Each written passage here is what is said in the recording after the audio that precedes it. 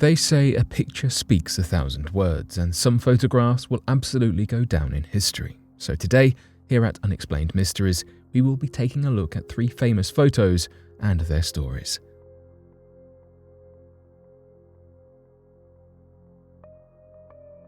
Jeannie Wiley, the Feral Child.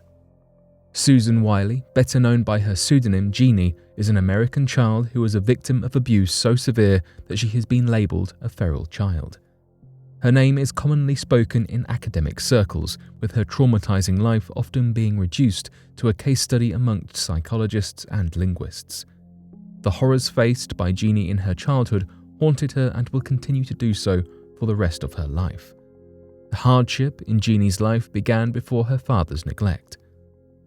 She experienced medical complications from birth, making her late to walk, amongst other abnormalities, prompting her father to question her mental development.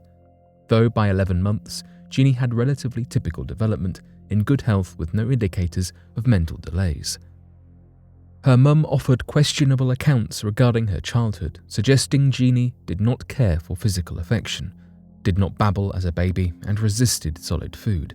Sometimes her mother recalled contradictory facts, saying that Jeannie had spoken single words, and then later commenting that she never spoke at all. By 14 months old, Jeannie became ill, suffering with pneumonitis. At this time, the paediatrician opened the discussion into the possibility of brain dysfunction. When Jeannie was 20 months old, her father's mother's life was taken in a hit and run. The probationary sentence given to the truck driver angered Jeannie's father, pushing him into a delusional rage. He relocated the family into his deceased mother's home, isolating them and hiding Jeannie. From just 20 months old, Jeannie's life of trauma and isolation began. Her dad kept her locked in a room, strapped to a child's toilet by the arms and legs for 13 hours per day, then tied into a sleeping bag in the crib at night. She was bound into a harness her mother had made, which acted like a straitjacket, drastically limiting her movement. Should Jeannie make a noise, her father would hit her with a plank, growl at her, or scratch her. Jeannie quickly learned to live in silence. Her parents and brother would sleep in the living room, where her father lay with a shotgun, ready should one of them aim to help Jeannie. Their father barely allowed them to speak to one another, never mind the daughter he was treating so horrifically. As a result, Jeannie never learned to speak. Jeannie's life was confined to the dark, small room. No visitors entered the house, and her father had cut the family off from most friends and extended family. Jeannie's mother, who was nearly entirely blind, was beaten and threatened when she attempted to contact friends, her parents, or the police. Meanwhile, neighbours were entirely unaware that Jeannie existed. Change came when Jeannie was 13. Jeannie's mother tried to seek disability benefits to aid her with her deteriorating eyesight, though entered a social services office by mistake, with Jeannie in tow. The social worker, upon seeing Jeannie, could see something was not right, and was mortified upon hearing she was 13, having guessed she was 6. The police arrived and Jeannie became a ward of the court. She was taken to the Children's Hospital of Los Angeles. It did not take long for people to realize the extent of Jeannie's suffering. Jeannie stood at 4 foot 6 inches tall and weighed just 59 pounds. Her list of medical issues was extensive. Her physical development was poor, and her mental age was compared to that of a 13-month-old. Aspects of her health, such as her vision, appeared okay at first, though it was later revealed that she was unable to focus her eyes further than the dimensions of the room she had lived in. Jeannie became key to the press, to linguists, and psychologists. Now, the whereabouts of Jeannie is unknown to the masses to prevent more harm from coming to the innocent girl who was thrown from the hands of her abuser into the world of academic observation. Many people recognize the photo of Jeannie, Susan Wiley, that was released from the press in 1970.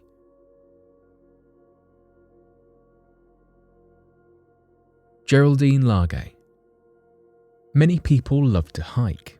It is a popular yet dangerous hobby, as was proved by the case of Geraldine Largay. Geraldine had completed many hiking trails back at home, but this one proved to be a little different.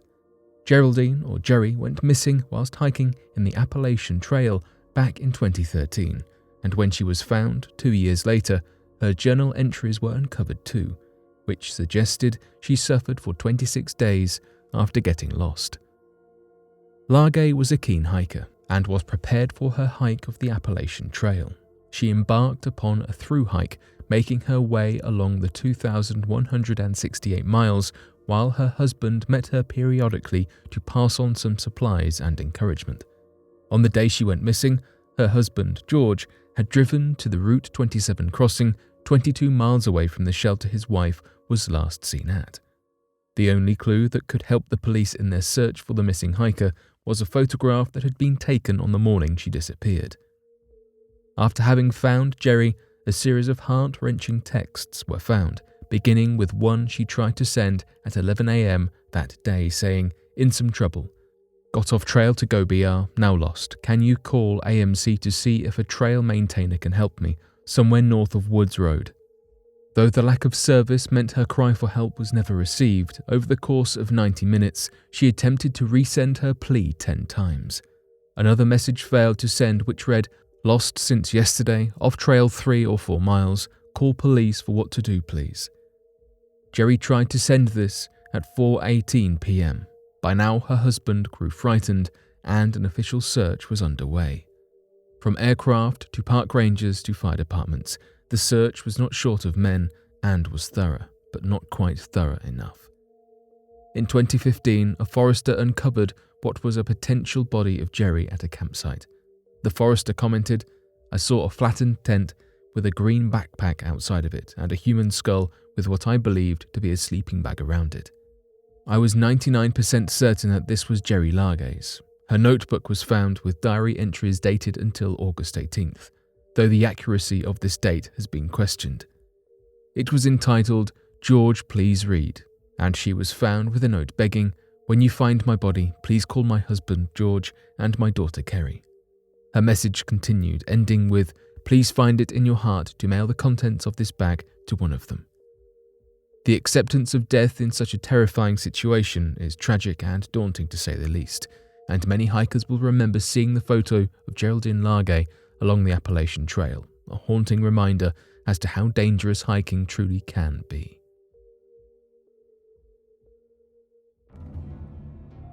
The discovery and alleged curse of King Tutankhamun. Many of us remember studying the pharaohs at school, though while we were learning about the pyramids, we were not necessarily told about the curse of the pharaohs. For centuries, whispers have spread of a curse being placed upon anyone who disturbs an ancient Egyptian mummy, particularly that of a pharaoh. The curse will not look more favourably upon archaeologists than thieves, and many believe these curses will spread ill luck, disease, and even fatalities. People have searched for more scientific explanations whenever mysterious events have occurred following the moving of tombs, suggesting causes such as bacteria or radiation causing harm.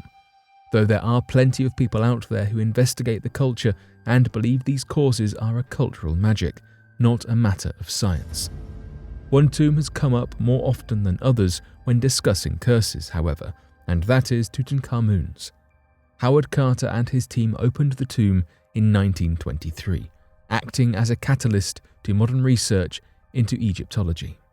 It did not take long for the coincidences, or rather the effects of the curse, to begin piling up. James Henry Breasted worked with Carter shortly following the opening of the tomb. Breasted recalls Carter sending a messenger to his house on an errand, when the messenger reported hearing what was described as a faint, almost human cry. He turned to see a cobra in the birdcage and, as any Egyptologist would know, the cobra represents the Egyptian monarchy. Carter's canary had lost its life within the mouth of the cobra. Could it have been symbolic of the Egyptian monarchy? The next victim of the alleged curse was Lord Carnarvon, the man who funded the excavation of the pharaoh's tomb. The lord was bitten by a mosquito and caught the bite whilst shaving. The wound became infected and he lost his life. The cause was blood poisoning. The autopsy of Tutankhamun revealed a healed lesion in his left cheek, and some suggested the location of Lord Carnarvon's wound may have aligned, though his burial 6 months prior made this difficult to confirm. Others theorized the Lord had come into contact with toxic fungi and his loss of life was simply oddly timed, but was nothing to do with the disturbance of the pharaoh's tomb. A friend of Carter's, Bruce Ingram, received a paperweight made from a mummified hand with a scarab bracelet. Not long after receiving this gift, Ingram's house burned down and was then flooded after being rebuilt. Despite this series of events, Carter, among others, remained skeptical of the curse. After all, many others who visited the tomb lived long, happy lives. Though Carter did report in his diary sightings of a jackal, much like Anubis, the guardian of the afterlife. Could these curses be entirely that? Is there a scientific explanation, or are these tragedies merely coincidental? Some stories will live in the minds of many for years, and in many instances, we will be reminded of these tragic events from simply a photograph.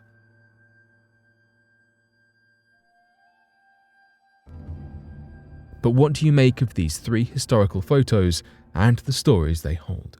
Be sure to let us know your thoughts in the comment section below and help us by growing this community while working to solve these unexplained mysteries. Thank you for watching, and don't forget to subscribe for more videos.